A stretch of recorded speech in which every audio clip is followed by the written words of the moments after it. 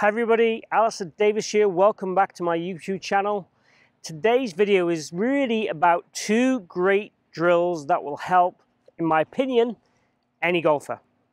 These two drills are what I would class as vitamin drills, as in they're just going to make you better. They're just a good thing to do. They're a good habit to have, no matter what swing pattern you have, what model of swing you do, what ball flight you do.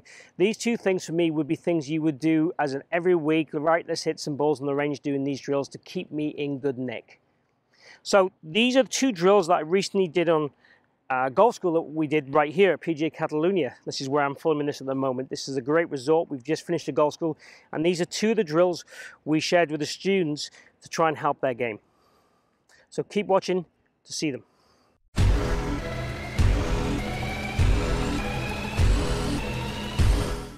So drill number one was with an iron, and it was all about getting consistent low point. It was all about trying to get the right body action, the right tilts, the right pivot, the right mini release, but with club face control.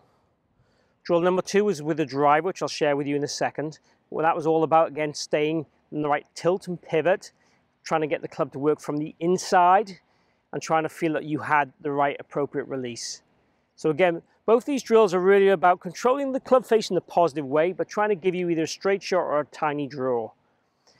The first drill, if you did it in a slightly more disciplined way, would probably lead you even to hit phase if you wanted to too. But certainly the driver drill is more about hitting a little bomby draw and hitting up on the ball. The first drill, let's get to it. So I wanted all the guys to take a slightly narrower stance, a bit more flary feet. I call it duck feet, so heels in, toes out. Weight pretty centered, standard kind of posture. Well, I wanted them to take a mini swing, kind of waist high, so left arm to whereabouts I am here now.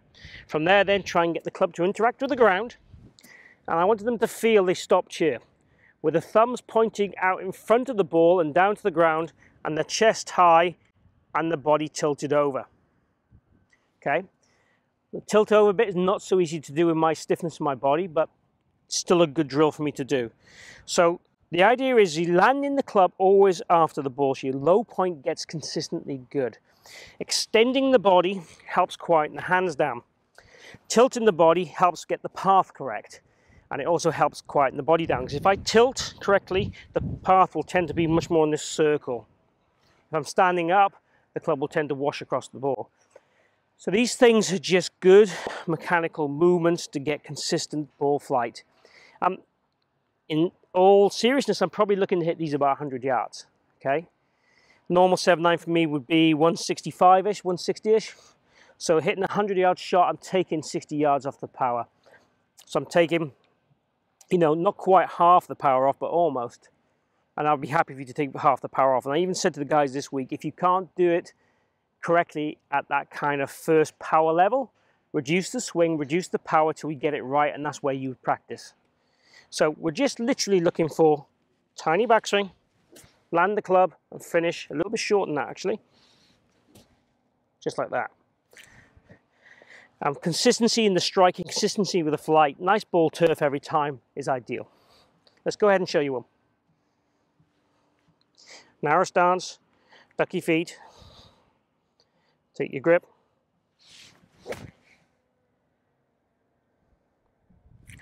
The right kind of shapes.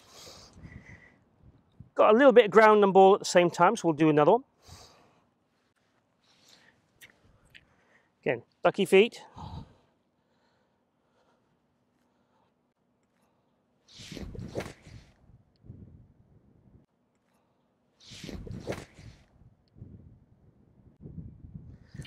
That one was much better struck. I hit it a little bit harder to help my flow. So the shorter one, the first one, contact wasn't fantastic. That one was pretty good. Bit of a deeper divot, definitely after the ball, and definitely felt those kind of moves. So if I could hit balls for 20 minutes like that, my ball contact always improves. My feeling in my body always changes. It feels like I am rotating and tilting far more. So I definitely can feel it in my back a lot more when I do those shots. So the idea would be for me, 20 or 30 of those, then go to the normal shots afterwards. And maybe even one of those as a practice swing on the course would help give me the feels for how I want to move through the ball. Okay, give me the nice little baby draws that I would like. So the second drill is all about the driver, as I said, and what we tend to see with golfers on the course, and particularly these students on the course, as they start the transition, head and sternum go forward, eager beavers to get to the golf ball, searching for that golf ball early. Whereas in an ideal world, we would want to feel that your head with the driver is the only thing that would move back away from the ball. Only time I allow it. A lot of that's because it's a wider stance. And as we push our weight forward early, we tend to push back off the ground as we extend and the head goes back.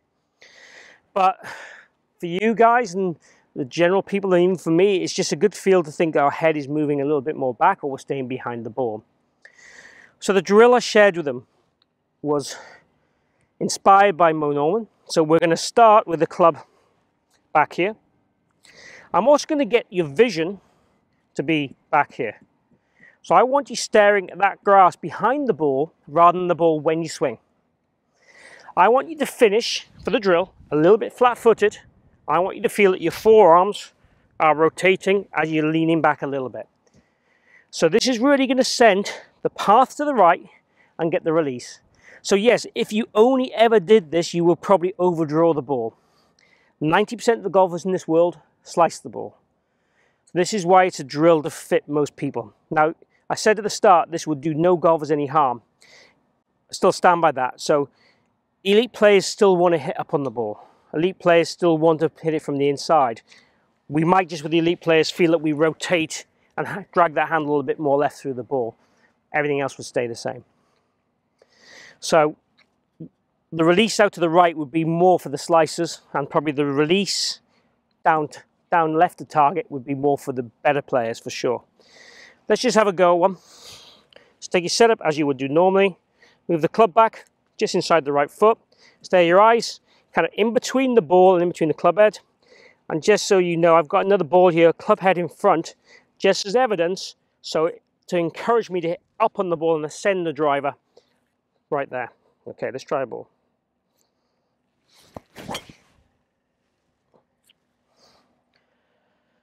Okay. As Ron Seal used to say, it does exactly what it says in the tin. Now that might be only a UK thing, you might not understand that in America. But that one just had a nice big draw. Didn't hit the ball there in front of me as evidence, so I hit up on the ball, swept it away nicely. The only time I'd want you to sweep a ball is with a driver. The T-peg hasn't moved.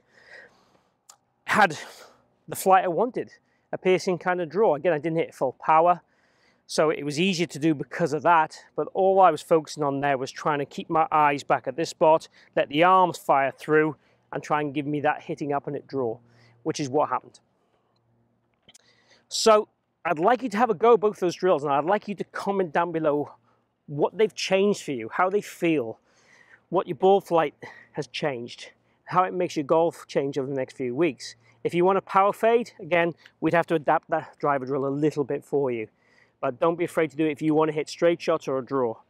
It's a drill that would suit me and my golf. I tend to fade my driver a little bit. I tend to draw my irons a little bit. It's because my transition's a bit steep.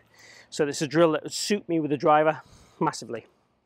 So if you've enjoyed the video, please click like and please share the video. I really appreciate if you can do that. Also, as I said, comment down below how you got on and any future videos you'd like me to do.